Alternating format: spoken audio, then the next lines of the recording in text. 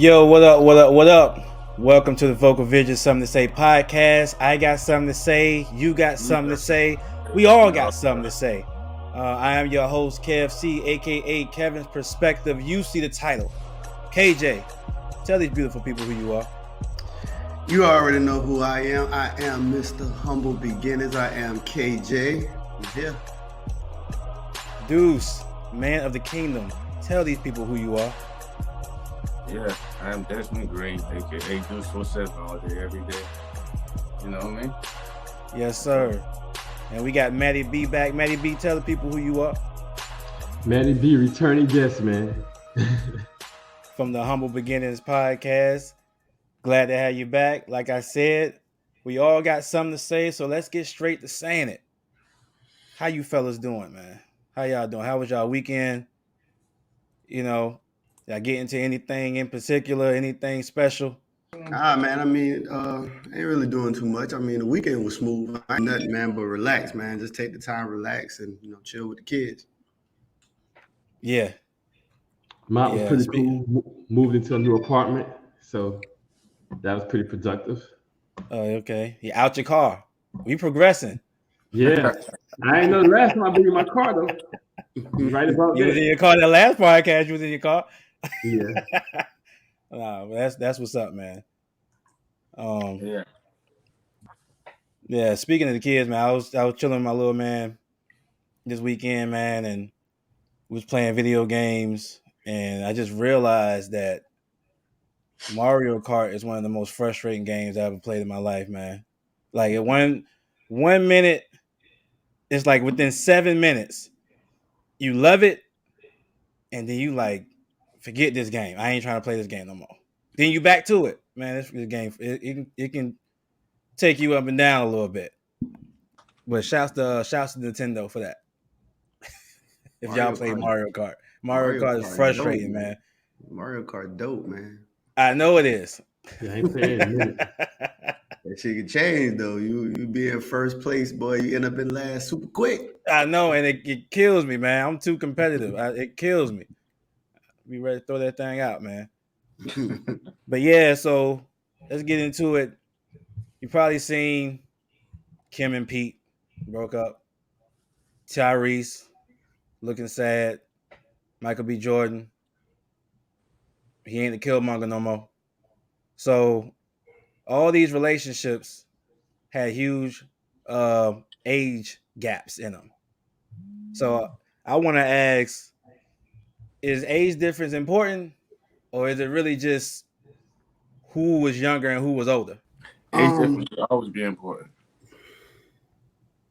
It will always be important. Age difference. Yeah, because, I mean, the thing is why age will always be important.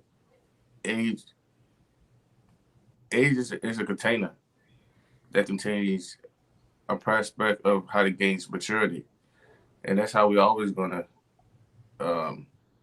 associate maturity to age. So to take out age, I think it isn't a factor. It removes the viewpoint of maturity. And maturity is how you know if something is good for you or not. So age will always be a factor. You can look at it from a young or old standpoint. When somebody's young, we know that they went through a certain amount of time and they might have a certain amount of maturity that you might expect. And anything over that, we are wowed by. If a person is mature, or a person is older and up in age and they don't have a certain maturity, then we're not wowed by it. We don't want to associate ourselves with that. So we use age as a basket of measure, as a container. Mm-hmm. So yeah, age is important. When it comes to relationships, it definitely could be important. I mean, I think the people who are within it are typically the people who gonna make it. All these people you name, I don't think that the age was their problem. I'll just say that. Like these situations, I think the issues are a lot more deeper than age, but age is definitely important. I know me personally, I wouldn't date a person five below or five below or five over five below, over five high and below five. You know what I'm saying? Years big. Personally, I just think that when you get too far from that, I think there's a different way of viewing life, even in a sense. I just think that we represent different times, you know what I'm saying? And I just think that it could be problematic. I can see it be problematic. Yeah.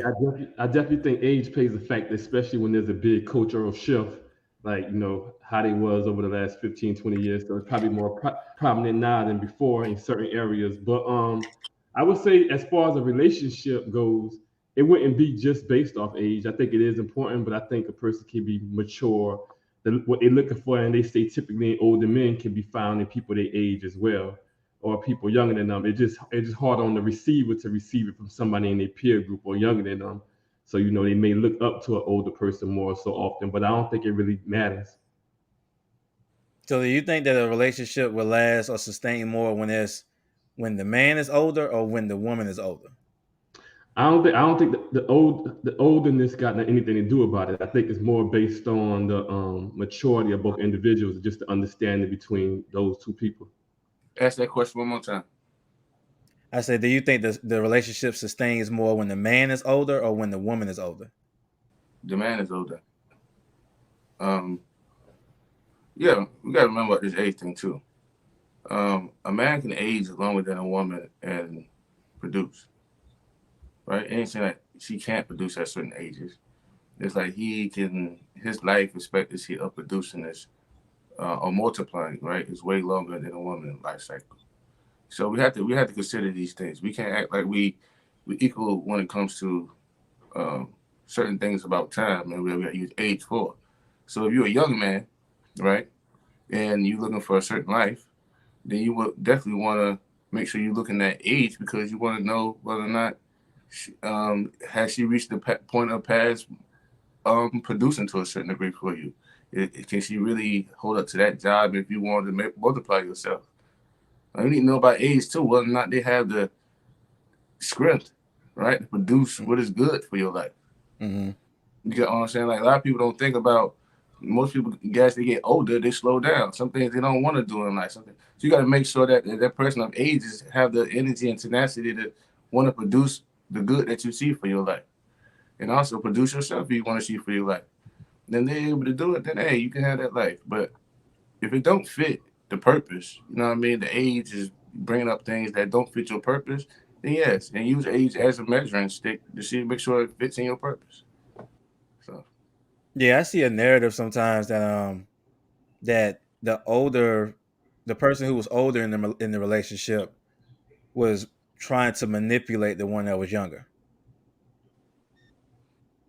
Do you think that's common, or is that just a narrative? I think it's a possibility that it could be true, but I think people got different desires for what it is that they're searching for. You know what I'm saying? I think that people make these associations that maturity comes with age, when that's not true. Not at all. You know what I'm saying? Like when it comes to the grounds of a relationship, both of them people have to be willing to do what is necessary. It doesn't really matter what fucking age they are. They just have to be willing to do and see whatever it is that they're trying to see out. And if they're both having that will to work together and see it through, then they'll be perfectly fine. I mean, if we just being honest, it's not age. Like, just like when you brought those people up, like I said, their problems weren't their age. Mm-hmm. They had other issues of why them shits didn't work. So I just don't think age is I don't think that's the factor. yeah, you don't do things like you say. I'll give it Kev. Age ain't the problem. Is what do you do between that point of time? What have you done between that point of time to show who you are? Like, that's my whole thing too. Like, a person should be showing who they are by their age. Give you time to grow, right? So if you have grown, if you chose not to grow, then it shows that you haven't. So you're using these things to look at somebody and say, hey, you know what?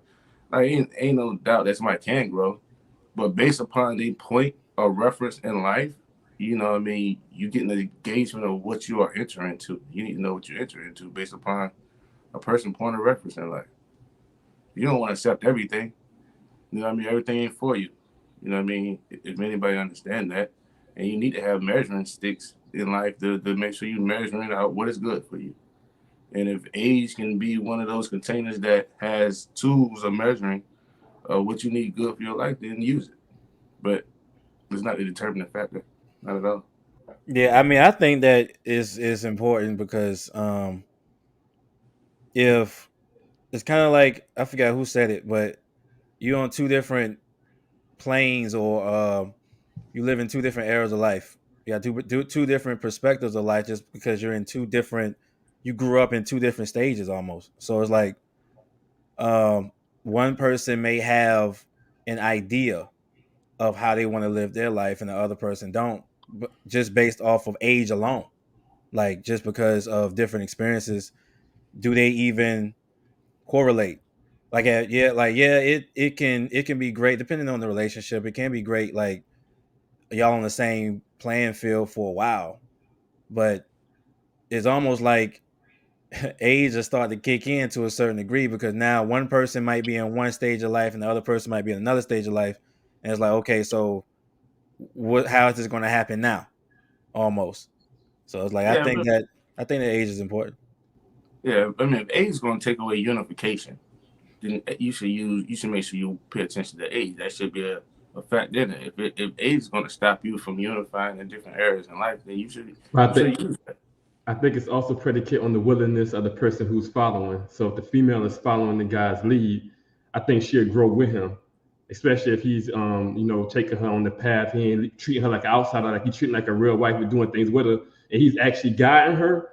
I think she won't lead that far off, as far as, on a regular basis, to the point where they life is just two complete opposites, unless there was something not there anyway, as far as like a leadership role and a following role. Yeah. So Yeah, I would piggyback with that. I was like, and the role of leadership is not even really more so predicated upon her age. It's his ability to actually be able to goddamn lead. mhm. It ain't. Yeah, It's I was not just his about to ask age. that. You know what I'm saying? Her faith that follows him, her willingness of choosing to follow him, is predicated upon that. Him being able to lead. It has nothing to do with his age. Yeah, that got to do with wisdom. Yeah, I would say so. I do have a question though. Well, I was gonna go off topic a little bit, because I was kind of, we were talking about the age, and I was gonna go back into what we was about to talk about in the last podcast that got Maddie B all excited, and we were talking about that 90-day rule, right? It's a little pivot. So, Matt, why was you so passionate about wanting to talk about the 90-day rule? I mean, it's just a hot topic, that people been having a lot lately, and I just think it's full of shit. Like, it's just another way to manipulate people. In what way? Yeah. If you wait the 90 days, you still ain't guaranteed it. You know what I'm saying? Even if you wait there, you ain't guaranteed it at the 90 days. Ain't that they're gonna hit you with? So you're gonna make me give it to you. You still can't do nothing about it. And the fact that is, you can't prove that she's making everybody wait 90 days. A lot of times when these women give these guys these rules, there's somebody currently piping that down. You got 90 days, not done. You got 90 days. You got hit with the 90-day rule one time? I ain't never got hit with the 90-day rule. But I got hit with she ain't ready, and someone else saying she well ready for me. So it's a common mistake that we make, that just like whenever there's a rule in place, that rule is for everybody to follow. Exactly. Typically, when someone makes the rule, they're typically not holding themselves to be the one to have to follow. Usually the making of the rule is to control others, not to control you. So a lot of times when there's rules being made, and this could be in many different areas, the rule ain't for that person who made the rule to follow. It's for you to follow. So like how you say, when she give a 90-day rule, nigga, that's for you to follow. That nigga, don't worry about any other nigga she talked to, because that rule didn't go. She didn't put that rule for them. That rule was for you. Exactly. Yeah, I mean, you about to say, Deuce? I'm personally, like, for me, if I can deal with all of that. Reason because of this, I'm not gonna be a man who leads with my sexual appetite. Right? A lot of people want to feed their sexual appetite with women. That's how they see him as a sexual energy, right? They don't really give the value of past sexual morality. So if she want to apply the 90-day rules, that's fine. Because that'll give me more time to know who I'm dealing with anyway. If I'm not leading with sex morality. Because my whole thing is, what's bad for you 90 days from now, it still was bad for you from day one. And if you get it still in the 90 days and it's still bad for you, what's good at having it? So sometimes people want just to get something that might not be good for you. And just because you want to satisfy a sexual appetite, and then you're going to be inviting a mentality into your life that you choose not to understand or get to know. And now you're dealing with a woman that you don't want to know because you wanted to feed your sexual appetite. So my whole thing is, my sexual appetite don't leave first when it comes to dealing with a woman anyway. So that 90-day rule will also just give me an understanding with her. Like, I don't lead with my sexual appetite. I hear a lot of men be wanting sex from a woman so fast because they lead with their sexual appetite. That is not my first ground of basis. You dig what I'm saying on how I'm looking at as far as this 90-day rule. 90-day rules is what is in her life. Do I call it messed up? Nope. Do I call it wrong? No. There's nothing wrong about it. Now, there might be some frustration in the man who want to feed his appetite that he's not getting feed on, and he's worried about what she is doing. But my whole thing is, she's out there giving away her sexualness to everybody else. And most likely, I don't want her anyway because she's promiscuous in a way that I don't want. So I'm like, let time. She gonna let time prove things to me. Let time prove things to me. I want to know all I can know anyway before I invite something into my life that I don't want. So yeah, I think my whole thing about the concept of the 90-day rule is, I'm guessing it's structured around, like a probation period for a job. I guess that's where they got the 90-day from. So the thing about the probation period for the job is that you're working the 90 days in order to get your benefit. The thing about it is, after the 90 days, you never lose your benefit until you lose the job. So if she say, well, after 90 days, then we can have sex. So at any point after that, if we're going off the 90-day rule, if we're going off the 90-day probation, then even after the 90 days, you can't tell me no. Because now I've worked my 90 days for that benefit. The benefits don't stop. Even if I don't come to work, the benefits still don't stop. So if you want to go off a 90-day rule, then you got to go off of it both sides, in my opinion. The 90-day rule ain't just for the employee. The 90-day rule is also for the employer. Exactly. So if we got to play it off both sides, that's why I don't agree with the 90-day rule. I mean, I get like what Dude's saying. Like, if that's your thing, that's your thing. But I mean, don't set a rule for me anyway. I got my own standards. But yeah, that's the part I would ain't nothing wrong with her having the 90-day rule. I'm just saying following it. And I think a dude cannot follow it. I think a dude cannot follow it and still not be leading with his sexuality, because the rule is just BS. I'm not leading with sex, but it's obviously you leading with sex if you got to put a rule up there. You thinking about it more than the other person is actually thinking about it, that you got a rule about it. That means it's on your mind a whole lot. It's the fact that you putting this up for me when these women ain't no virgins. So you gave it to a guy that probably was less than me quicker than you're going to give it to me. Nah, I'm not with that. And so if the mode is right, so you're not going to do it because you're waiting for 5 more days and we're on day 25. So now you're messing with energy. See, I'm not even worried about what the other guy. I'm not even worried about what she doing with the other guys. I'm just saying, don't set no rule for me at all, period. Yeah, I'm in agreement with that. I'm in agreement with that. I'm in agreement with that. You can have whatever rules for yourself or whatever way you choose to move or move your life however you want. I'm not following it though. You're not gonna set no rules for me. You know what I'm saying? So you can have your 90-day rule, but what they got to do with anything else that I'm doing? Like, your 90-day rule is just your rules. What they got to do with me? And it's the first step of losing your identity, because a lot of times these relationships start off bad by the man not leading or falling into a submissive role. You already letting her set the boundaries on how the shit gonna go. She's sending you a room and making you wait 90 days. That ain't normal. You're gonna be attracted to her. You're gonna be turned on. Now you have to subdue yourself to honor her, and now you can lose yourself in that process. Yeah, but my thing is, if you coming in with 90-day rule, then that to me, that tells me that you put a timestamp on your abstinence anyway. So it tells me that you're not even really going by the model of abstinence to begin with. Because if it was, then you wouldn't have a timestamp on it. Yeah, it wouldn't It would be a part of you. It would be a part of your values. And you telling me that you don't know what you're actually doing, because you could solve all this by just knowing what type of person that's beneficial for your life. This whole 90-day rule, what answers is it supposed to give you? If the guy do wait 90 days, does that mean he the one now? So that's the guy you're gonna get married to if he actually follow that? That don't mean nothing. Yeah, I'm kind of like what Deuce. Stupid. I mean, I kind of like what Deuce said. If I'm coming in with that sexual appetite, then yeah, I would be frustrated. But if I'm coming in with my own standards, it don't really matter. And I agree with Matt. The 90-day rule is supposed to tell her what? That he got patience. Because he can wait 90 days and still be the nigga that once he hit, haul ass. So what the 90 days supposed to tell you?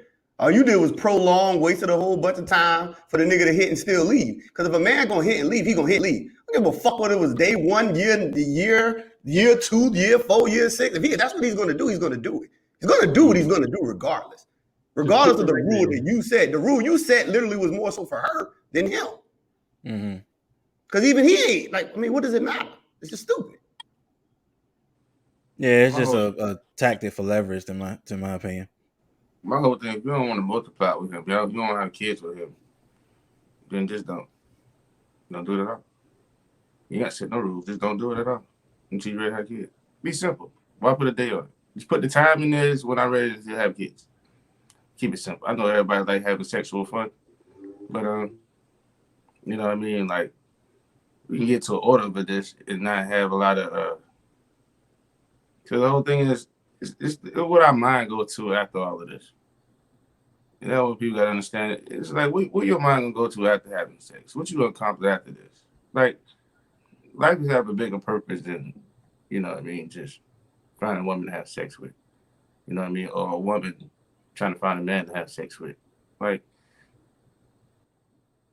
hey, everybody going to go. It's definitely a big thing, because I'm sure you ain't gonna stay with no woman that you committed to that's having sex with another guy. So I mean, it ain't that just pushed to the wayside. But I would respect it more if she would say that. Hold on, Kevin. Before you do that, you brought up the topic of me being a man being committed to a woman having sex with another guy. We are talking about a 90-day rule, not a commitment, and somebody stepping out on that commitment. We're talking about somebody who is making a commitment in their head to provoke on somebody else to take on. So that scenario really didn't fit. And I would tell anybody that when somebody is mistreating a relationship in that manner of stepping out, there's rules to that. But we're not really addressing that subject matter of somebody stepping out. We're talking about somebody has an idea that after 90 days, they should make a judgment about sexual morality. And the thing is, 90 days do not give a confirmation of sexual morality. And that's what we're really getting down to. It's not somebody stepping out. It's like 90 days is not a confirmation.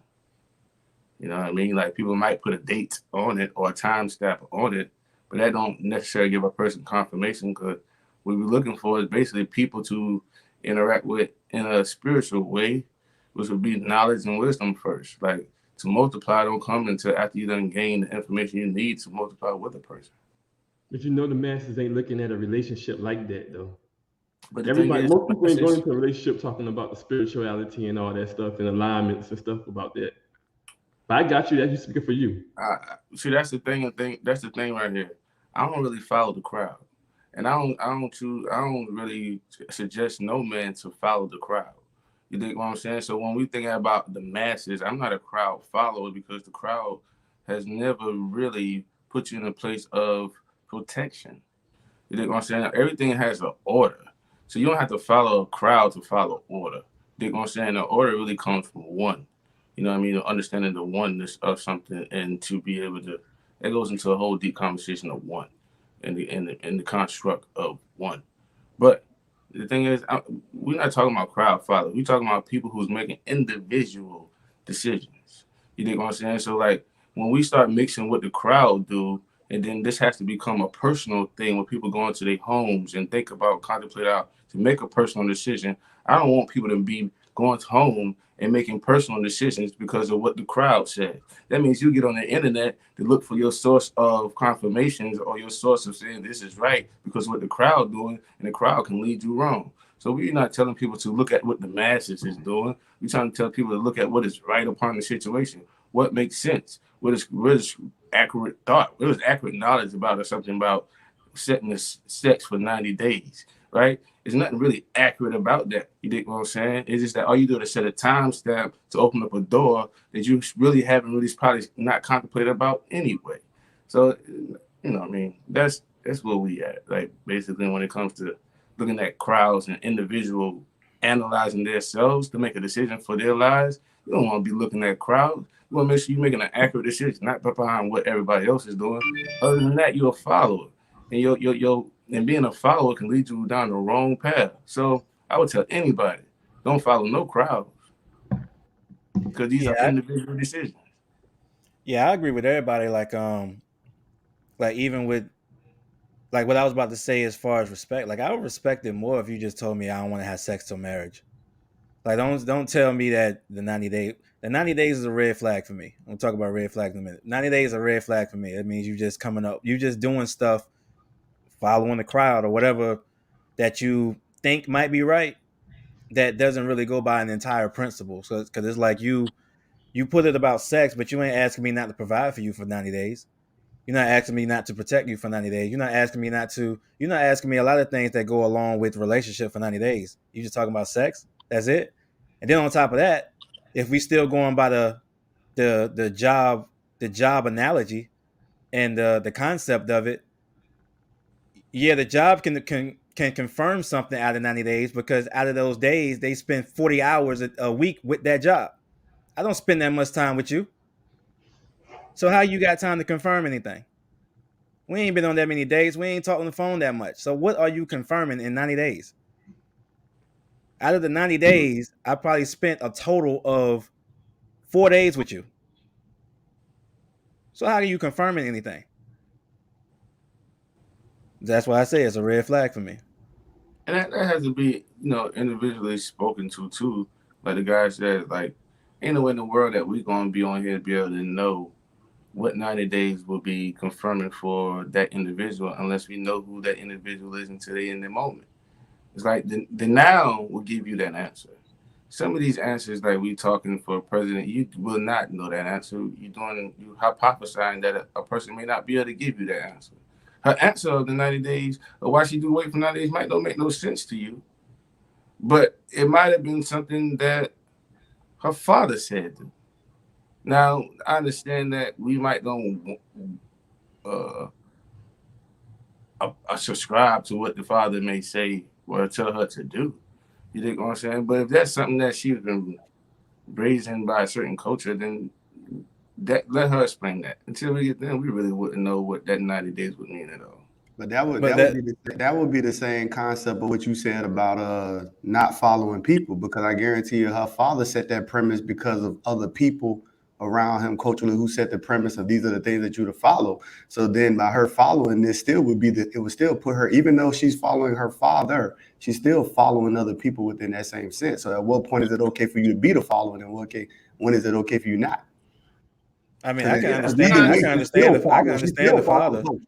Yeah, I can understand that because that's how religion is birthed, right? So we understand that people have mass concept. This is what religion is. The religion is a mass concept that people get a construct and teach their families. So yeah, I understand that. Yeah, that still would be a mad construct, even if it came from the father that the father believed in something. I understand all that. But the thing is, some things come with a premise, right? And that premise came with a principle that came from a father. And this is what I say about this. Because what I would want to know if it came from a father, I want to know that also let me know in knowledge that you obey authority. So, yeah, I understand. But it's like clues that you can get off of information about how a person is living their life. So if you live in your life all this and we having a conversation, you say this is because of this, and then you gave me the whole thing about my father, then I would lose some type of construct to say, oh, you know what? She listens to her father, so she obeys authority. So I'm looking at it from a different standpoint. Even though, like I said, it might don't fit. I might not subscribe to the 90 days, but the reason why she tells me might give me a clue of authority or a clue of another personal trait or habit that she has. That's why she let somebody else explain something to you, because you got to listen, and know what we stepping into and why we really communicating what we growing with that person with. So I was like, it just gives awareness for me and say, okay, she's like authority. She's under authority, and if she came under my listening to me, just as she had listened to her father, most likely she would have the same respect to me because she got a certain respect for man, period. You know what I mean? So I know most of the females I've seen use that 90-day rule. I done seen so many females ain't never been following that rule. They just been something they throw in, they just manipulate people with, or they just use it to their benefit. I rarely seen a female ever say their father or somebody in their family gave it to them. I actually see them living by that. Most of them been weak and breaking that rule every other week. Yeah, I think that I understand if she got it from her father. The thing for me is, what is the structure of your 90-day rule? Like, what are you really trying to accomplish in the 90 days? So that part right there is, if she's talking about it, if she communicates that, I'm like, okay, I get it. If you just throwing it out there just to see if I can't have sex, then what is the reason for this? Like, what, even though you following what your father said, you're not really even following the structure of why he said it. You're just going off of following what's already out there. So it's like, what is the reasoning behind why you're doing it? Not based off of just setting a rule for me. Why are you doing it? That's the whole 90-day rule for me. Man, that shit's stupid. I don't care if you got it from your friends. I don't care if you got it from Steve Harvey. I don't give a fuck if you got it from your daddy. That shit is stupid. It's still a stupid ass rule. Because it doesn't tell you anything still. The whole point, like, regardless of your understanding of why you choose to implement it, it still tells you nothing. And it's like you're getting a treat for following directions. Like, thank you, boy, you did your 90 days. Here's your doggy bone. 90 days was good. Here you go. Dude, man. Like, hell nah. That shit dumb. Yeah, it depends on. I mean, even after the 90 days, I mean, what's next? 90 days over. What's next? That's what I'm saying. That's what makes it stupid. I feel better. Comes after. It's stupid. But I would understand if she had a reasoning behind it. But it was still, it would be like, okay. So I mean, I understand it. I can understand you say I'm choosing to implement this because of this, but I'm still going to be like, oh, yeah, that's stupid. Like, me understanding don't mean I'm still not going to think it's stupid. And I'm okay with I prefer if a female just keep that to herself. Like, make me think it was just that hard to get it. Like, when you telling me it's 90 days, that's crazy. Now, if I happen to meet you and we just rocking out for a few months, and I ain't know you had this 90-day rule, and then I just up some pussy or something, or we just get together and start rocking, it's like, oh, okay, you had this 90-day rule, I ain't even know about it. But when you tell me I'm putting me on a standard, nah. Yeah, I can see that. But do we think men shouldn't be held to a standard, though? I mean, it don't have to be the 90-day rule, but you don't think we should be held to a certain standard? No, I think the one in which that they set for themselves, yes. Yeah, I think that men should be held. I think that when you say held to a standard, you talking about held to a standard by her?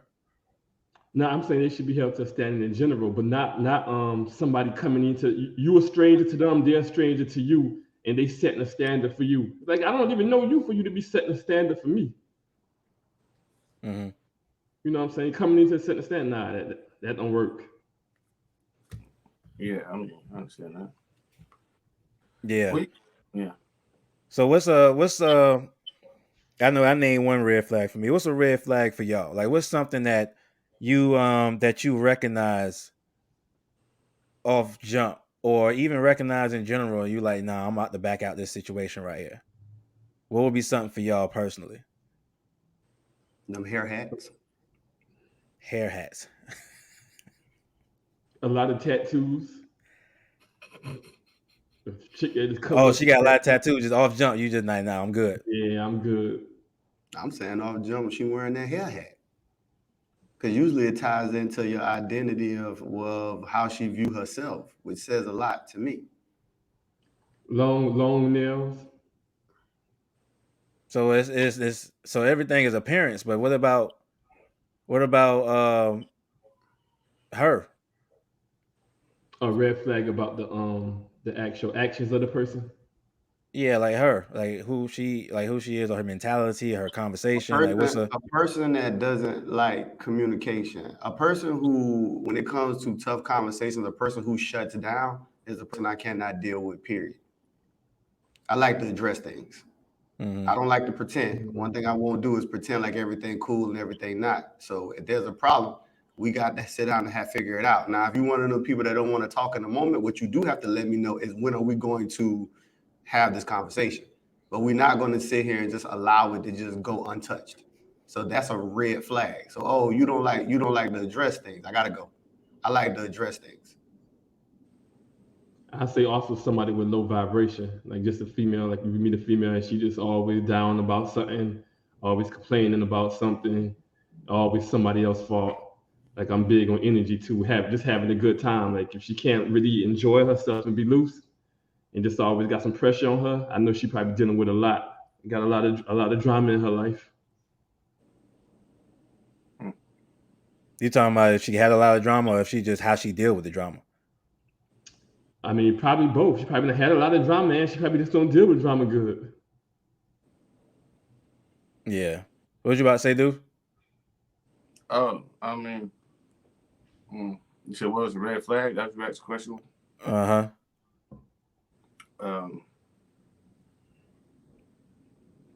Outspokenness with lack of understanding. So just blurting stuff out. I mean, but you mean like as far as her just being impulsive, or are you talking about her just talking and just not knowing what she's talking about? Yeah, you should not know what you're talking about. It was mislead people. You should not know. You should not be talking if you don't know what you're talking about. Stop misleading people. That's one thing that, like, silence is better than talking if you do not know what you're talking about. Like, I'm not into the business of misleading people. I'm a kingdom guy. So, like, I believe in truth. And, and truth brings upon certain things about life. And I don't believe in, like, manifesting lies. So, like, if you don't have the truth, be able to walk in truth or understand, and you just be talking. Then we ain't got time for that. I'm not dealing with that anyway. Yeah, I mean, for me, I talked about the 90-day rule being a red flag, but that ain't like something that's common that I come across anyway. But I will probably agree with Matt as far as energy.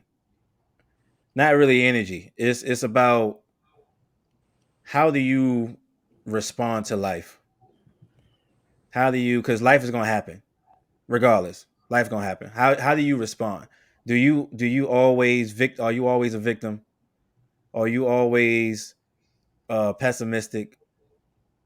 If I talk to you, if I talk to you, do I automatically feel like I'm in the therapy chair? Exactly. Like, it'd be stuff like that'd be a red flag for me. Like, it can't be, as far as a relationship, it can't be a thing of, every time I talk to you, I feel like I'm getting drained. Yeah, my two big red flags that I just thought about would be 2 L's: lies and laziness. Lies and what? Lies and laziness. Laziness. A lazy person can't get nothing done. You know what I mean? Yeah, but women don't feel like they ever lazy though. I got to have a woman that ain't lazy, yo. That's like a top requirement with me. I agree with lies and laziness. I agree with that 100%. Is the laziness predicated upon simply more just what you want them to get done, or is it just in general like lazy, just in the definition of itself? Just mine is lazy. Because some people say laziness, but it's just because you're not doing what they want you to do. I agree. I know what you're talking about. You know what I'm saying? It don't mean that the person's lazy. It's just that no, nigga, they not following you, and then you can't control them. So then they say that person's lazy. Because lazy people, go ahead, Jez. I mean, when I see about lazy, it's like you don't see nothing manifesting in their lives. They're not doing nothing to manifest nothing. I mean, you can't be lazy and get something, right? You got to do to get. In order to have, you got to do, right? So if they don't have nothing, like say they lack knowledge. You're not studying nobody. You lazy in obtaining knowledge. You don't have no money. It's laziness, period. If you lack, because I'm a man of the kingdom. my God don't lack nothing. So if you're a person of lack, I know you lazy. That means you don't have because you're not doing to get what you need. So my thing is just laziness, period. Like if you don't have, then you're not doing. And that will let me say lazy because I see, oh, you don't have nothing, which means what are you doing? Obviously, you ain't doing it now because you don't got nothing. And something can be in multiple different realms, but don't be lazy. Then you might not be talented in a certain area. Now, I'm not saying if you untalented someplace out, or this ain't your skill, or this ain't your thing, and you don't have this in abundance, that ain't you. I understand that. You know what I mean? And you can use other things to still get around in life, but I can look at other parts of your life and see if you're lazy though. Like it's something they're going. If you're just a lazy person, that means you don't really have nothing that you had to offer to me anyway. So if you don't have nothing to offer to me, I really ain't gonna waste my time. And that's a red flag from the jump. Yeah, I mean, laziness to me is just that you just do whatever. You just do just enough to get by because you have no other drive to do anything more than that. So that's most people in life. Most people do what it just takes to get by. But I ask people also about scribing more and living in abundance. And people choose not to, regardless of everybody got different comfort. Don't get me wrong. But most people are I get to give up a certain hope and they live mediocre. I watch it all the time. I communicate it. It would just you the word you would just say is most people would be lazy, going off the definition that you had set for it. Most people are just lazy. Yeah, most people are lazy. Laziness is a root that make people have a life of anguish, anxiety, a life of anxiousness, dis-ease, worry. You know what I mean? And lack causes these things. That's why I call a person, if you lazy, then you lack these things. I can see it in your life too. Why? Because you're going to be high strung. You know what I'm saying? Because you lacking a lot of things. You're going to be worried all the time because you lacking. You can see these things by the expressions of life that a person is walking with throughout life. So my whole thing is I would see that. And that would show the things about me that I would choose to engage and not engage with. I mean, but the laziness when I was talking about as far as getting by was it's not really about just getting by in life. It's that you don't even care. Yeah, that'd be the laziness for me. Like you don't even care. You just let life happen and you just whatever. Now that's the laziness to me. Yeah, because I'm not going to attach myself to that. There's a difference with somebody not driving to live an upper class life and somebody that just ain't doing anything. Like they can't stop eating certain foods. They're in the hospital. They can't even take a walk a day to improve their health. They can't get a test done. They just can't they just lazy. This thing got no drive to get nothing done. That's what my question was. You talking about lazy as far as lazy or the control method? Because when you started talking about people having to be striving for all this other stuff like this, now we talking control methods. That's why I asked the question. Like, which one we talking about? People should be striving to have a good life. And if you're not working towards a good life, then you're lazy. Mm-hmm. Like, period. Nothing is going to be, I mean, I hope everybody know that nothing is just going to be, the only thing that was given to you was your life. And that was only given to you as a measurement for something bigger. Yeah, but like I said, you use the term good. Good is different for different people. A good life was considered to you don't have to be the same for somebody else. What somebody else consider a good life, you could think that that's not good.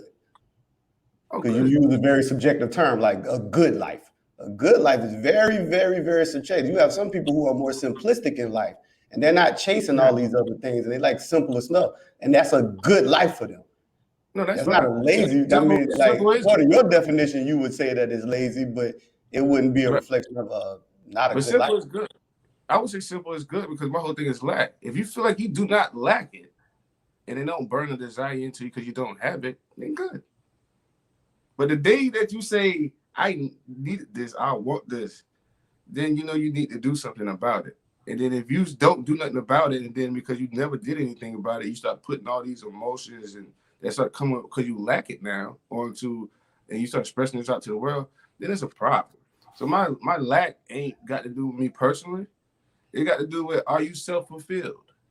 Do you lack things in your life? Are you person who lack this, and you need this type of comfort. What do you lack? And the things that you lack should not be where it's gonna make me depressed.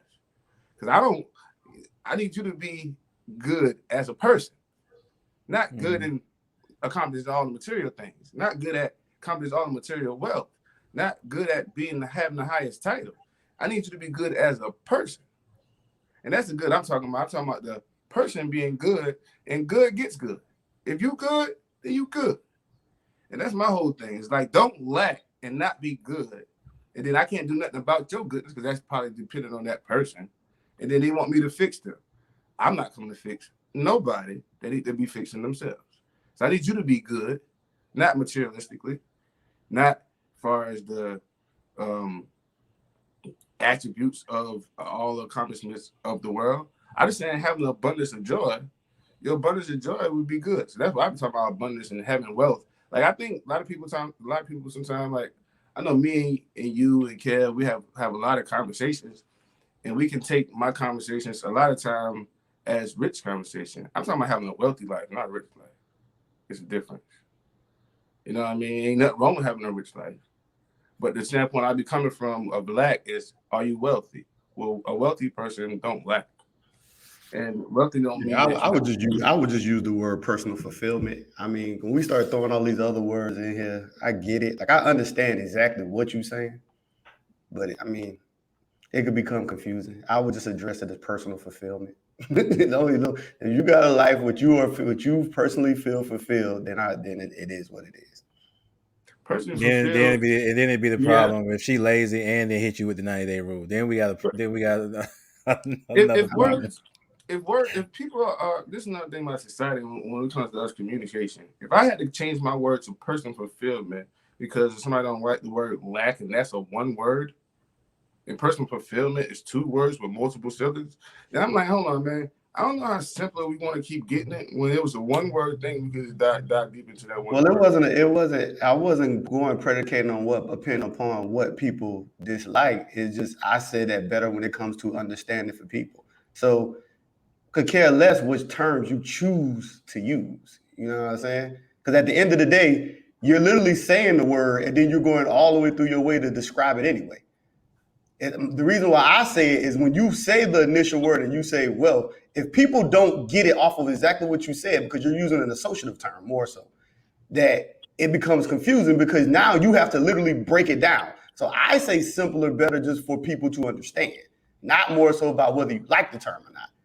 Because when you just start saying, a wealthier life, I know what wealthy means by the literal sense, but I know you talking figuratively. Now I got to listen to understand where you're going figuratively because you're not using it in a literal sense. So that's why I say that when it comes to understanding. Because when figurative niggas get talking, you got to now learn lingo. You got to understand and do all this other stuff. When you could have just used simpler words and got your point across without trying to be super figurative. No, ain't even that. And this is the whole thing about knowledge. See, this is the thing that everybody don't want information. Everybody choose to seem that they should know. And the thing is now when I talk, I'm going to talk the way I talk. And I'm going to assume that people don't know unless they tell me they do know for understanding. Or it might not be appropriate. Then I definitely won't. But the thing is, we can't...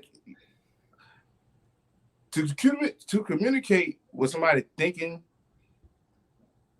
that they already know something, right? Sets them up from they can't get the wisdom from what you probably can depart. So the thing is, nobody should go into a conversation expecting that you should know what's coming out of somebody's mouth anyway. I agree. So I said, take the time to listen, and then we can break down. But if you don't want to take the time to listen to whatever I got to say, then guess what? This ain't your conversation. And if you say, I don't want you to talk, this ain't your conversation.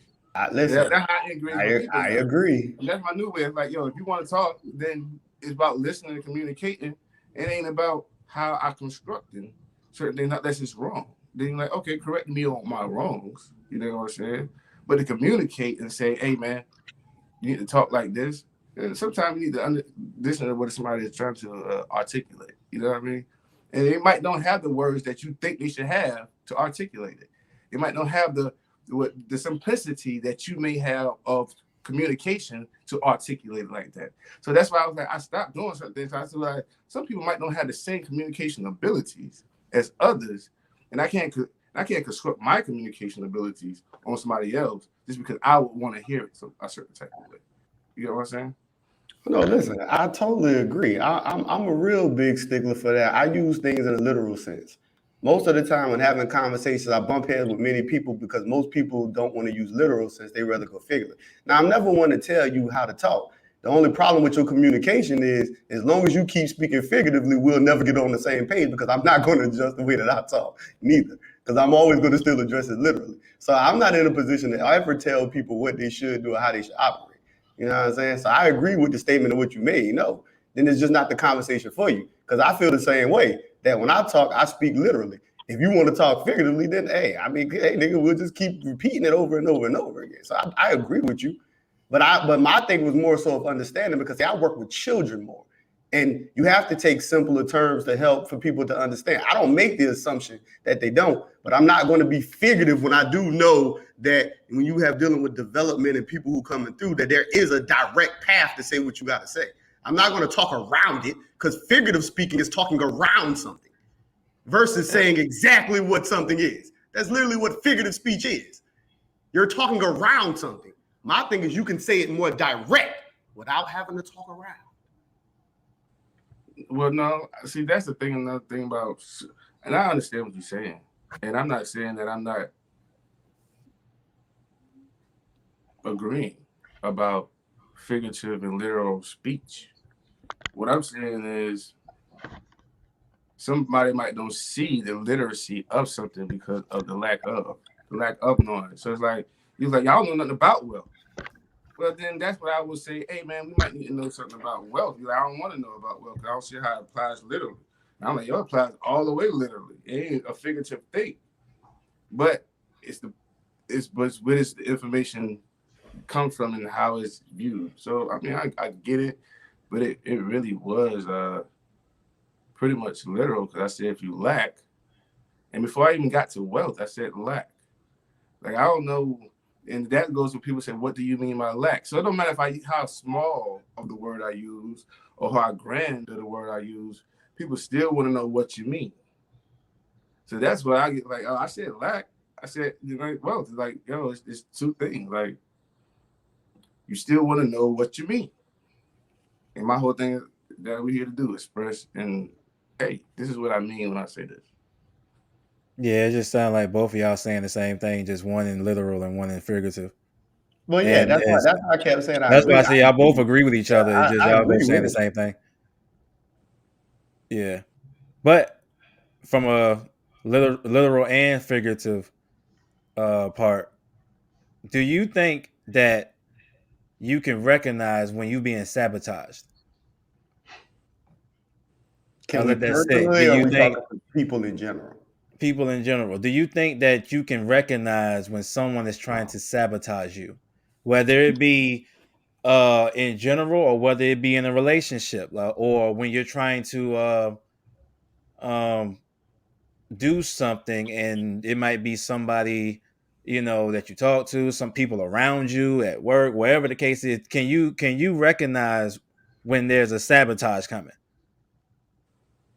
And if so, what would those things be? I recognized it before, and I think that comes from the personality of the person that's being sabotaged as well. Because if you're a stand-up person, a lot of times you get a lot of signs and warnings before anything actually happens.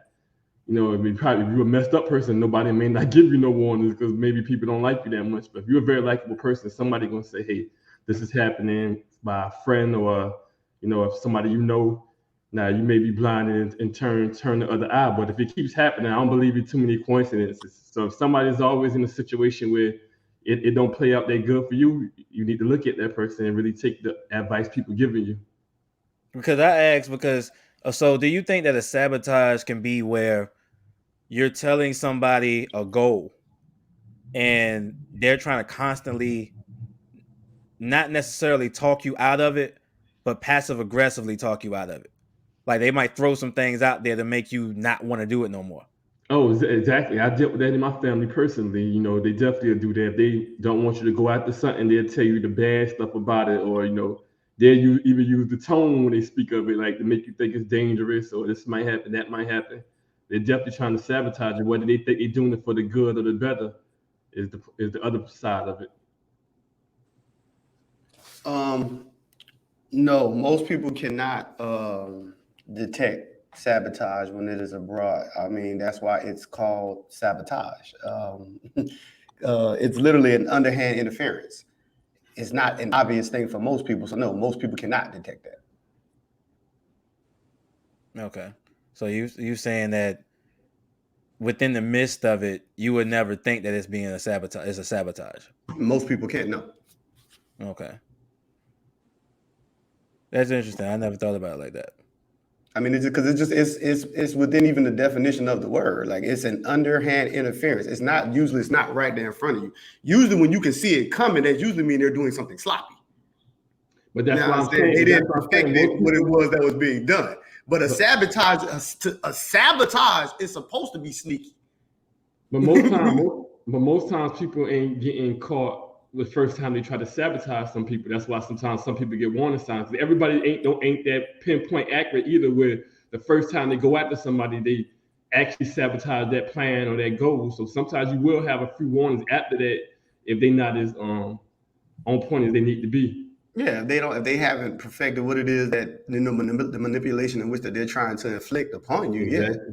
But a sabotage is supposed to be sneaky. Yeah, I agree with but that. even if it's sloppy, so you saying that? Well, I guess I would ask: Can you detect when there's an attempt at sabotage? I believe most people can't. That's why. So if we talking personally, it's easy. It's a lot easier for me because I really don't. I'm one of the people. Like I said, I believe you and don't believe everything you say at the same time. Like you say it, I hear you. I give you credit for what it's worth, and I chalk it up and tally it up that you believe in this. But it's very, very hard for you to put something on me. So for me, it's very easy to detect because I'm not really one to buy into other people like that. But for most people have a lot of things that are in front of them that distract them from a lot of things. So it's easy to sabotage them. But sometimes all you got to do is placate to whatever it is that they allow to distract them, and then you can easily pull the rug from underneath them. Okay. Yeah, what you think, dude? Sabotage. You really probably won't see sabotage coming. Even seeing sabotage since the beginning. I mean, if people gonna underhandedly just do things for you without you knowing in the dark, then you're not gonna know. Can you see it coming? Only if they're slipping. Only if they're slipping, and you are true to what is going on to be aware of what's going on. So what would y'all call it? Distracted. If you are distracted, then you will always be easy to be sabotaged because you're not focused. So my whole thing is you can be sabotaged and still be focused. Don't get me wrong. Mm-hmm. But at the same time, like your focus is what would allow you to allow for the sabotage to happen because you were so focused on something else. That's why I said because I agree with you. That's why I was saying that some people have a lot of distractions there. It's like you could be focused on your purpose and not realize that these other people are plotting or they're about to sabotage you because you're so focused. Because like I said, sabotage is meant to be sneaky. Yeah, you should have a sense of awareness, though. But, like I think me and KJ, we done talked about that plenty of times.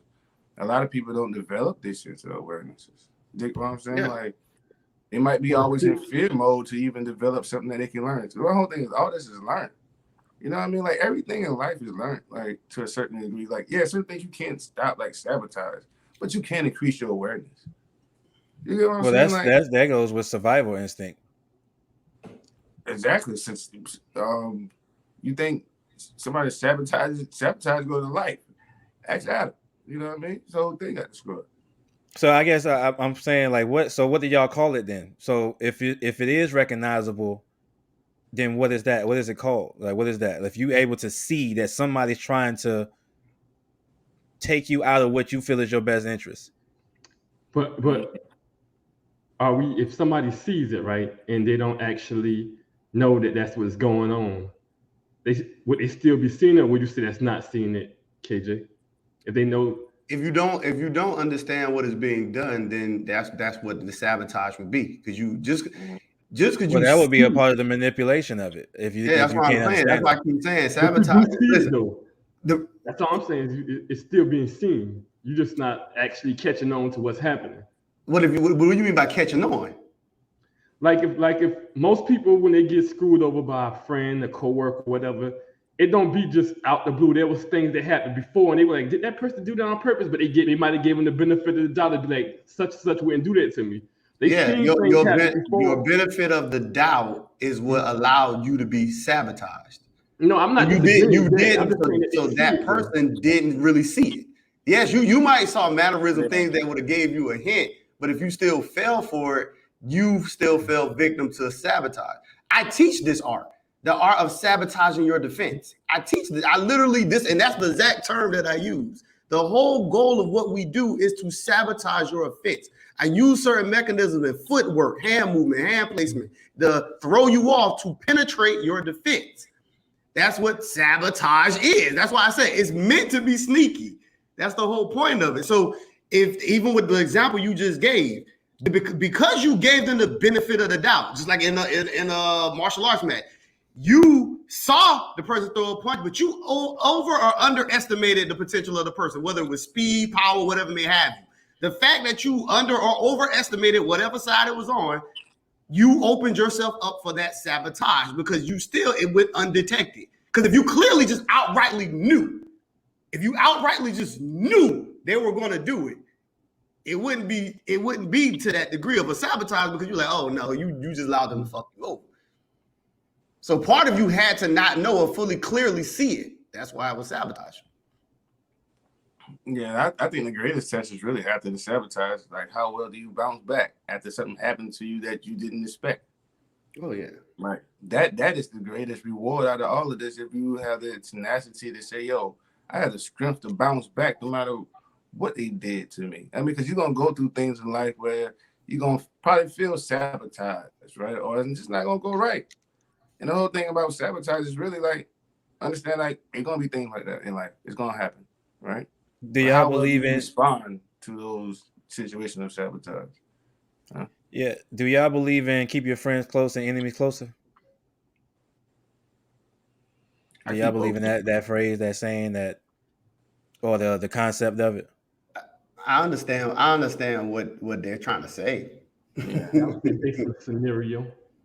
Yeah, but I mean, I don't think it's a across the board thing to do. I think it's very detrimental to do something like that. But I get why. I get the premise of what they're trying to get at when they say Exactly. it. So is that to keep awareness of the sabotage? Is that what that's supposed to be about? Yeah, really, they're just trying to hint for you to keep it, keep it in front of you so that you don't open yourself up for that vulnerability of that attack. Exactly. That's what that is for. Okay, so I guess the one of the questions I was asking, like, when you see this, or if you detect or see that it might be somebody trying to sabotage you, then that's more so just awareness. Yeah, that's what I was thinking. Yeah, I was thinking somebody's seen it, but they're not aware of what's actually happened. But they seen, I guess, not seeing it, but seeing the traces of it happening. Yeah. Okay. All right. Well, I'm about to pivot into another topic. It's been a crazy week, crazy couple weeks. Britney Griner, 9 years, weed possession in Russia. Iman Shumpert got picked up at the airport in Texas for weed possession in his bag. So my question is, how important is weed nowadays? Is weed really as harmful as people say it is now? Is it really about just smoking weed, or are we just talking about drug addicts at this point?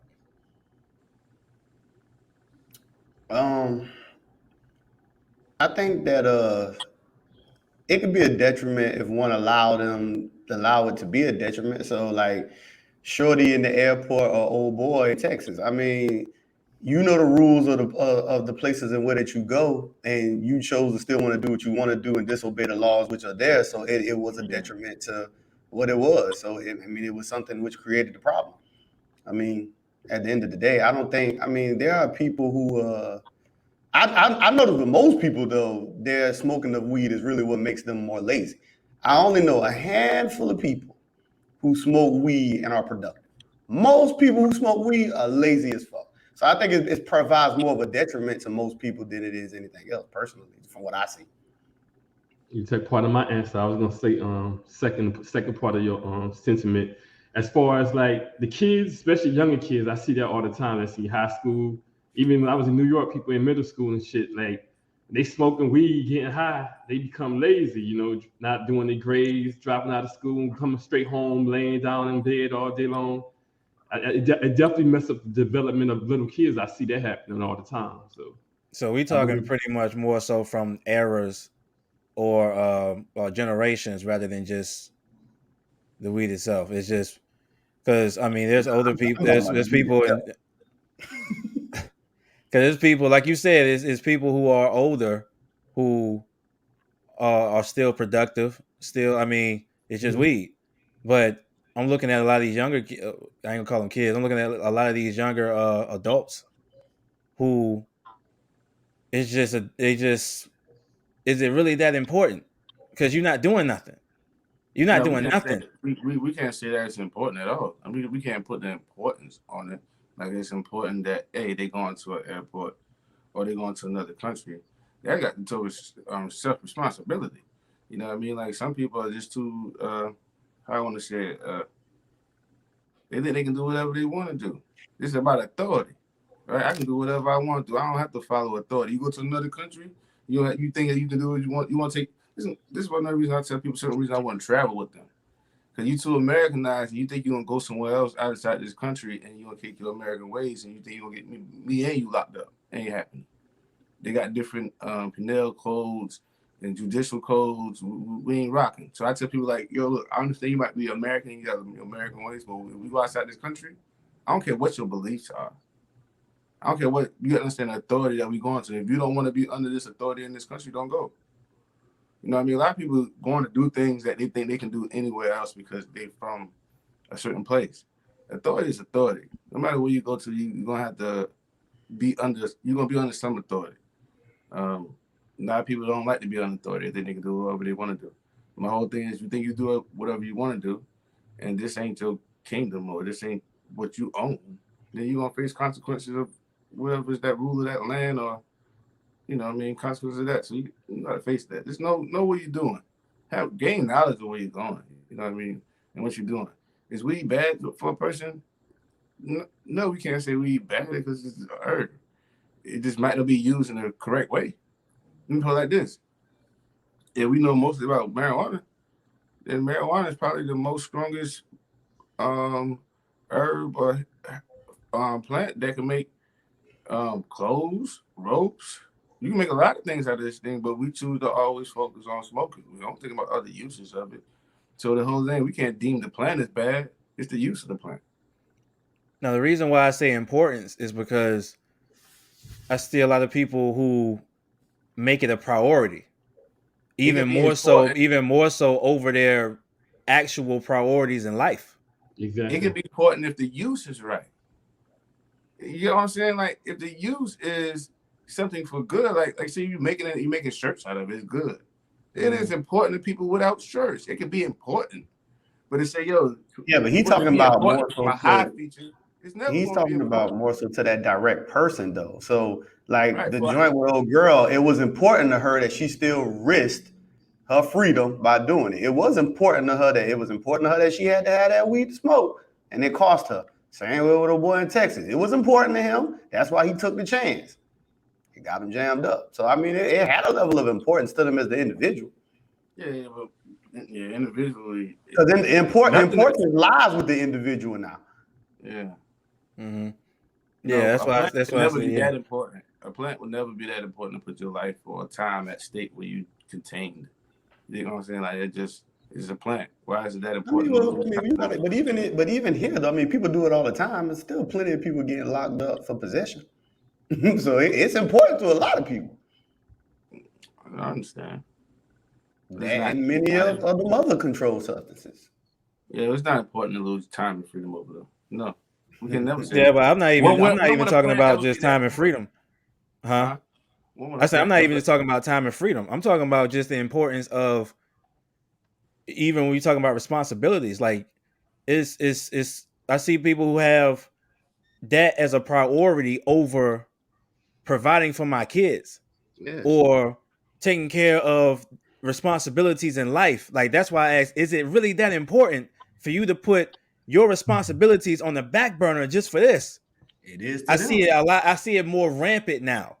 So it's not even just about the freedom and them risking their freedom for possession. It's more so about, is this really that important for you that you will put everything else on the back burner just for this? You don't care about your job, you don't care about your family, you don't care about nothing. All just so you can, all for this? That's what I'm talking about as far as importance, because they have it has grown in priority for a lot of people over the time, more so because it became legal. But it kind of goes towards what you were saying. People feel like they can do what they want to do. Yeah, and I So wouldn't compare. And this another thing too. Like sometimes we compare eras. Like marijuana, weed is different now. What I mean by that is we might have compared. Oh, they smoked a lot back in the day, but we can't do that nowadays.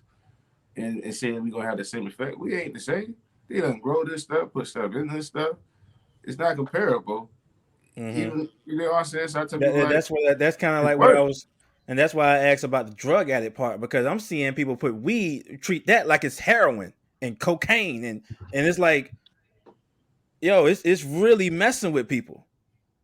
Yeah, But it's I mean been like that. they also and man, it's rampant out here. They're putting stuff inside the marijuana. The marijuana just ain't plain marijuana. They ain't plain weed. You know what I'm saying? They Mhm. done enhanced this stuff and did all kind of stuff to it. So you've seen the effects of it ain't just weed, all the drugs that's inside the plant now. You know what I mean? And people don't understand that and they have addictions. You know what I mean? And yeah, it ain't just a weed addiction. It's just something else. It's something else.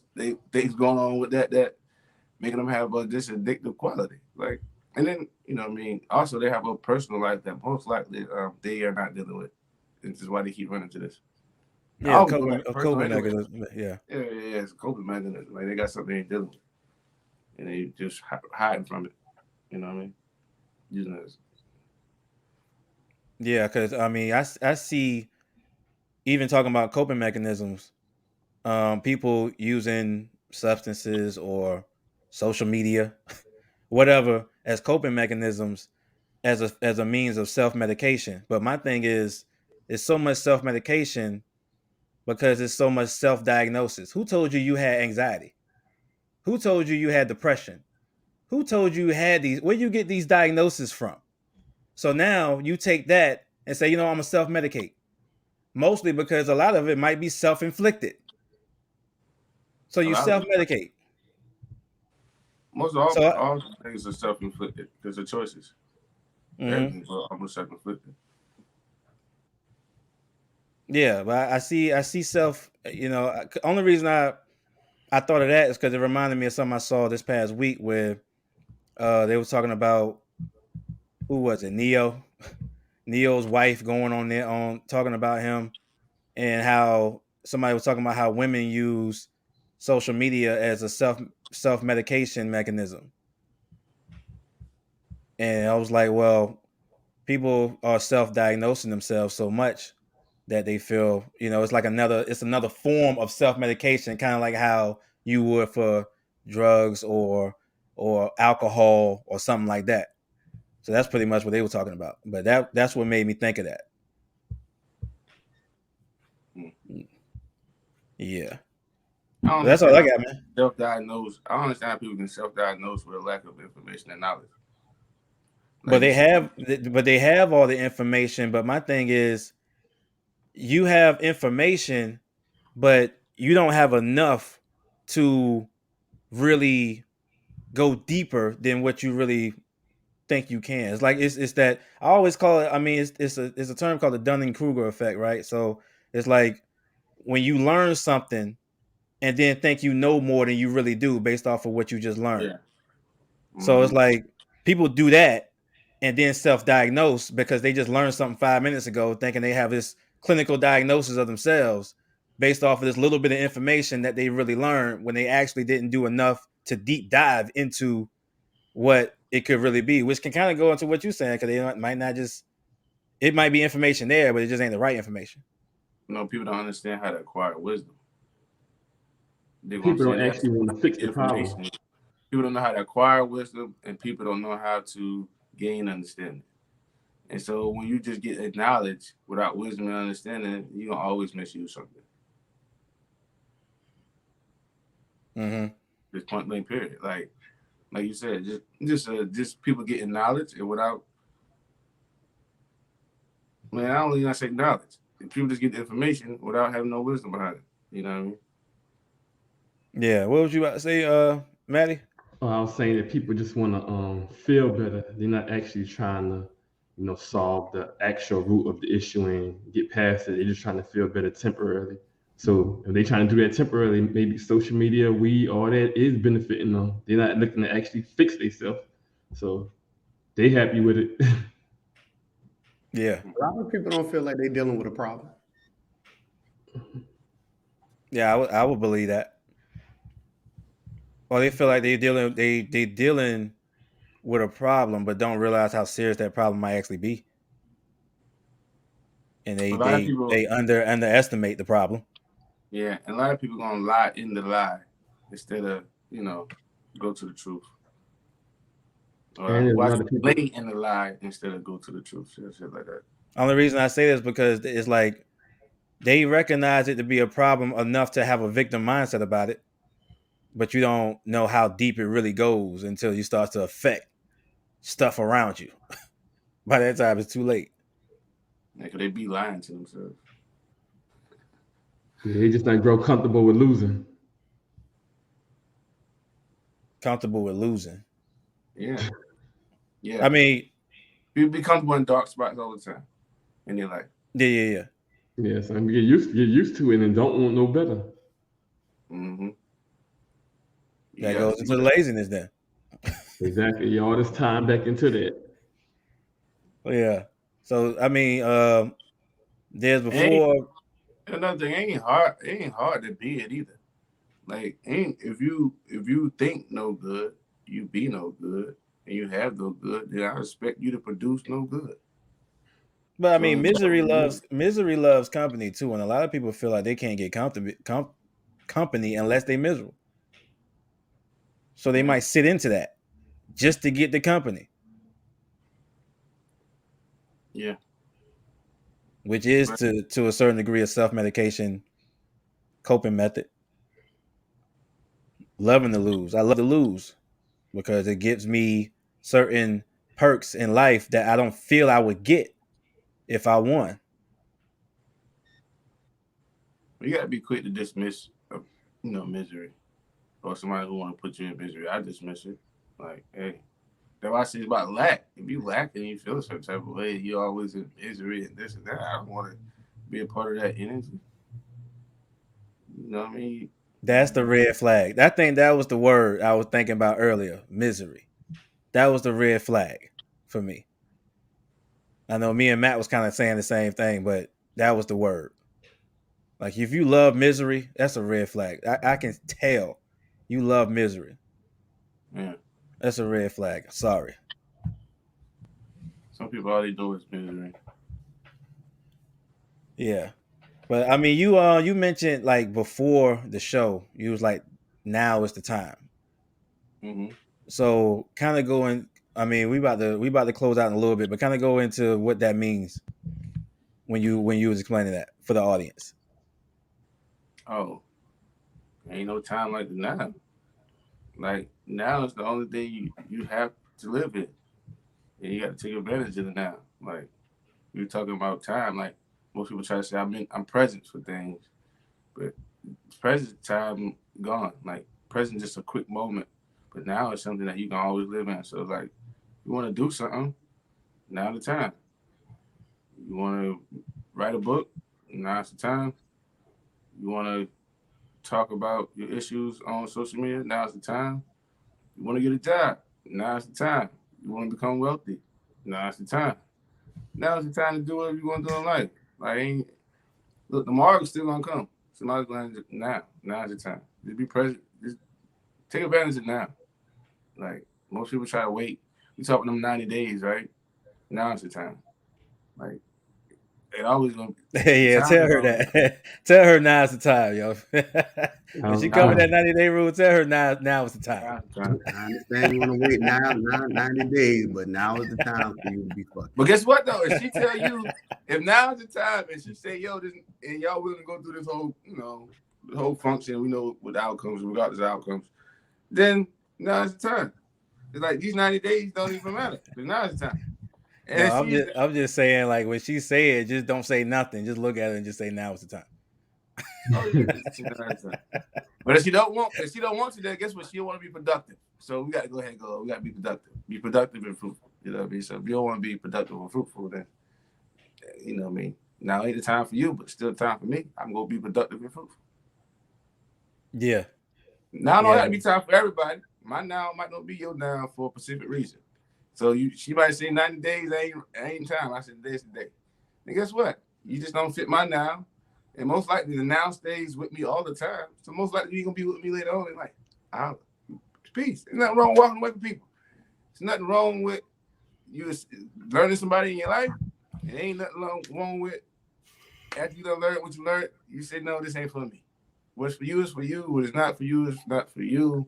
And now it's the time to accept whatever for you. So take the time. Take 1 second to breathe. Take 1 minute to think. Take 1 hour to hear your vision for what you're destined to be, for what you're destined to do, and for what you're destined to have.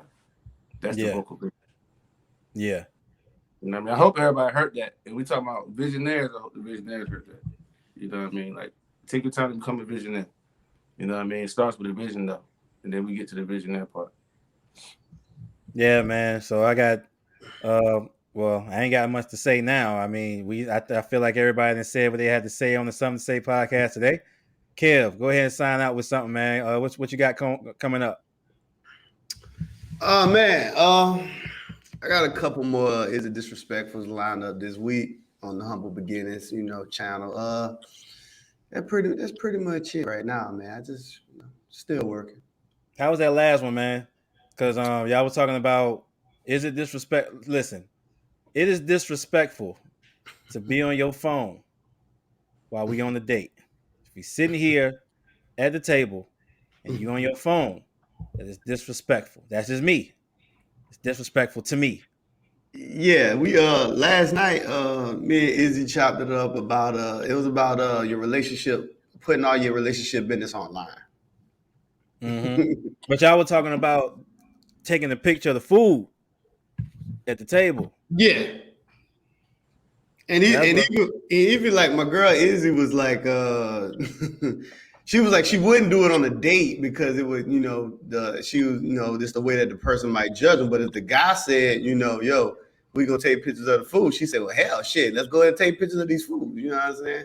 I just think it's just weird in general because she was trying to explain something about you might want people to see how much money you spending. I was like, how you supposed to see it? How you gonna see it just by looking at the meal? But it was a good conversation. Yeah, it was funny. For me, it's based on how the person is doing it. If she's taking pictures and the vibe is just that good where y'all laugh, y'all having a good time, and she you could tell she happy to be there because of you, or she taking the picture like with the energy that she more focused on the social media and the phone than you. Because I think some people can use their phone and still be excited about the actual person. That's why they actually capturing it. And then you can tell when somebody doing it where it's more about what other people think than the actual date itself.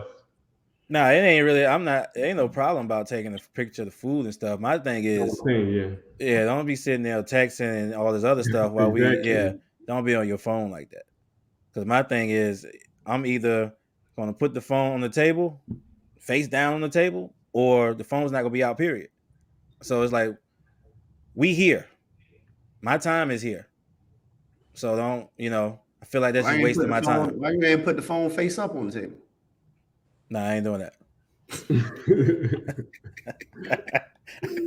I put the phone face up and then put her phone on top of mine. Oh, man. But But yeah, Deuce, what you got coming up next, man? What you got? Anything lined up that people need to know? Nah, nothing lined up that the people need to know. Just words of encouragement. You're going through anything, change your mind. You have the power to change it. If you're feeling unjoyful, you have the power to get joy. Change your mind. Take the time, you know what I mean, to acquire knowledge, wisdom, and understanding so you can develop a life that you would want to have. Just take the time. Word. Matty B, what's up with you? Chilling. I'm out. As far as where y'all see me, like I said, I'm still on Facebook, Matthew Washington. You also see me on the Humble Beginnings podcast and featuring on here from time to time. As far as me doing my own thing, I'm in the middle of the move, but that'll be coming soon still. Yeah, you just catch Matty B on Humble Beginnings going back and forth with whatever female that happened to be on that show that day. Yeah. Hey, one thing for the people though, make sure y'all want to stay in contact with us. Y'all go to our Facebook page, our YouTube page, and all our other sources. You're on Facebook, Vocal Vision, VOKALVIZION at Facebook. If you need to get to on Facebook, leave us messages. We do respond to that. If you need to go to the Gmail, if you need to get in touch with us, VOKALVOVIZION. That also will get you in contact with us. Hey, look, we're publishing. We're a content network company. We're here to build with the community and everything going forward. So listen here, we got a lot of things going on. We want to interact with y'all. We want to make sure we connect with y'all. We are very open to the point of views of what is going on for conversation. That's why we are Vocal Vision, and we got something at the end of the day that we're trying to subscribe towards and look forward to. So make sure y'all tapped in. Make sure y'all like, subscribe, and comment to everything we put out, especially if you like it. Why not hit the like button? Yes, please do comment. You didn't want to say comment. If you got something to say, we here. You didn't want to say. Remember, we got the show. We got the Kevin Perspective show. We got the Home Beginning show. You know what I mean? We had the Artist CEO show that I'm supposed to be getting out and getting together. But at the moment, I'm going through some stuff for the company we're building. But make sure you tune into what we got going on, which is through Vocal Visions. You know what I mean? We're going to have a lot more to come. We should have some books coming out and some other material, literal material, and, you know what I mean? We have some digital stuff that we tap into. We are here for growth. If anybody got any ideas, y'all want to connect with us, we want to connect with y'all. So make sure y'all tune in. From visionaries to millionaires, that's the goal. Visionaries to millionaires. Remember that.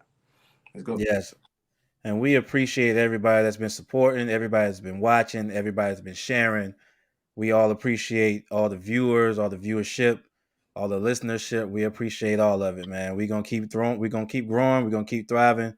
And we're going to keep giving y'all content that y'all love because we love to talk about it. So stay tuned. Vocal Visions Network. We here to stay.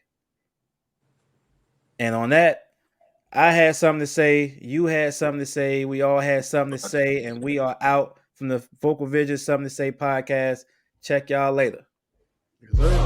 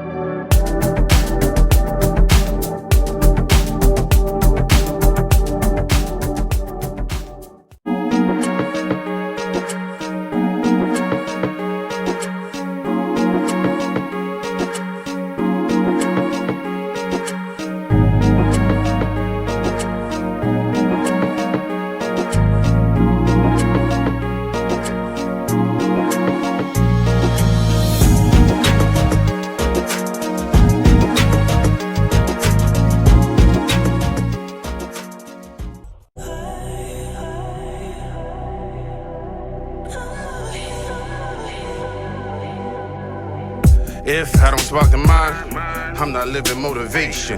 If you live it or you make it, I can take it that you're faking. I'll call you bluff, I'll point you out, I can get so blatant.